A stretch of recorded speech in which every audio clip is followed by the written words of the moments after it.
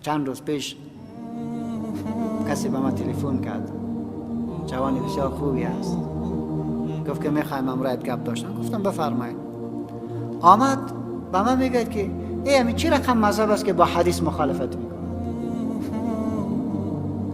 تو میگه تو برای ما بگو وقتی که مذهب مخالف حدیث باشد چی را قبول بکنم؟ حدیث را قبول بکنم یا مذهب را قبول بکنم؟ میبینه قید میگیره. من برش گفتم عزیزم، هرگاه مذهب مخالف حدیث باشه این مذهب او سوپر تو به حدیث عمل بکن.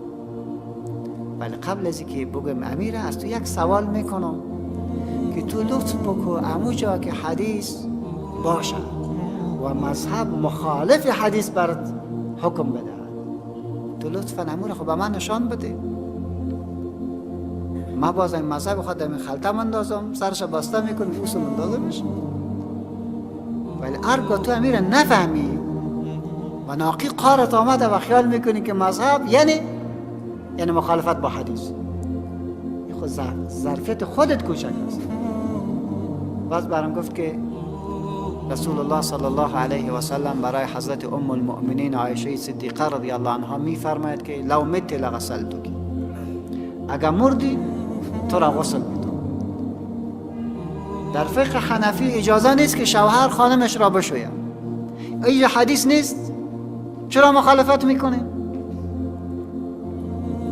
من گفتم بالکل، خب تو نگوده که ما مخالفت، یک بار بگی چی دلیل دارم، چرا من این رقم صحبت میکنم؟ پس گفتم خوب گپ ما را گوش کن، بعد از او باز بگو که ما مخالفت میکنیم یا نمیکنیم. ششتن حضرت عایشه رضی الله عنها برابر است تکریما، زیرا عرف روان است، زن زن میشوید، مرد مرد میشوید. حضرت عایشه که ششته میشود تکریمی است، تکریما برش گفت که جایگاهت آنقدر بلند است عایشه که اگر بمیری من تو را میشویم.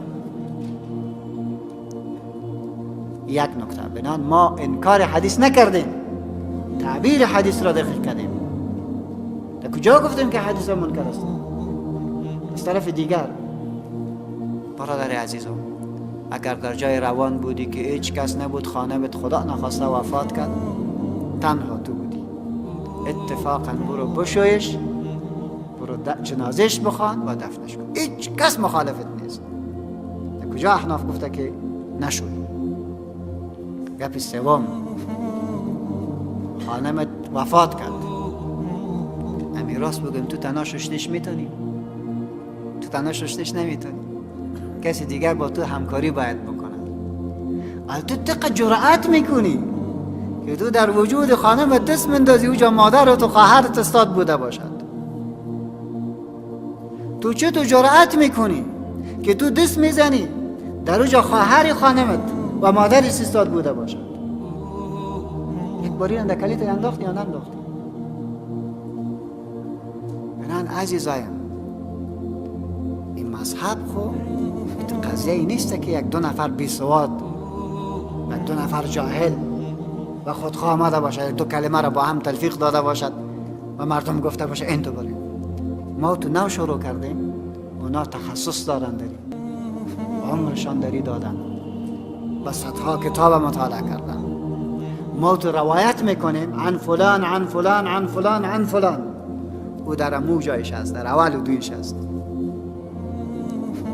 پس چقدر ظلم است آنانی که بحر علمند و یک نفری که نمیداند، عربی صحبت کرده نمیتواند، نحو و صرف را بلد نیست، از نظر تقوا و از نظر معرفت و اصول فقه و قضایای دقیق و ظریف علمی آگاهی ندارد و این میخیزد چی میگن؟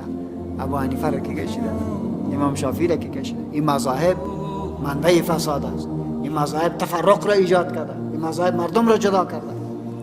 خب تو جاهل هستی، تو نمیدانی. مذاهب در خدمت دینند، مذاهب در خدمت تعبیرات دینند. اونها مردمایی هستند که به مراتب قویان نسبت به ما. پس یکی کارای همی به نام مذهبی هست، نفهمیدی که نه بوی از مذهب میبرد، نه دانش داره، نه علم داره، مذهبم بد کردن. دکاندار هستند، منافع مادی خود را میبینند. صحیح شد. و چیز مذهب بیچاره نگفته، سر مذهب چپه کردن. دیگه مذهب چا کردن؟ تو رو با خود همی اسقاط خورا. امیر در مذهب است، امیر اشخندیا در مذهب است، ولی مذهب ما بدنام کرده در دفاع می خرافات برای.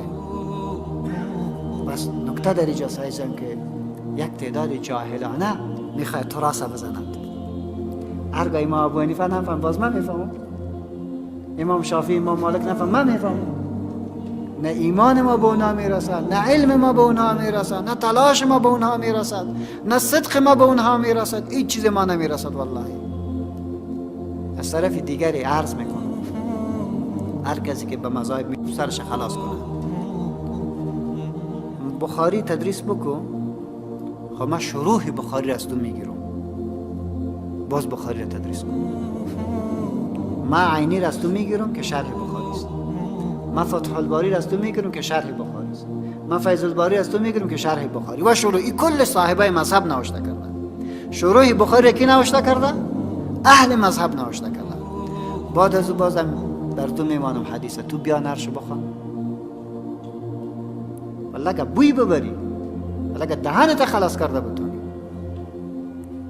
من تو را میگیرم قرآن و سنت همه تو در دستت میتم و برات میگم کتاب الطلاق بخوان، از قرآن و حدیث بخوان با جوابای مردم بده. والله که یک دقیقه گپ زده بتونی.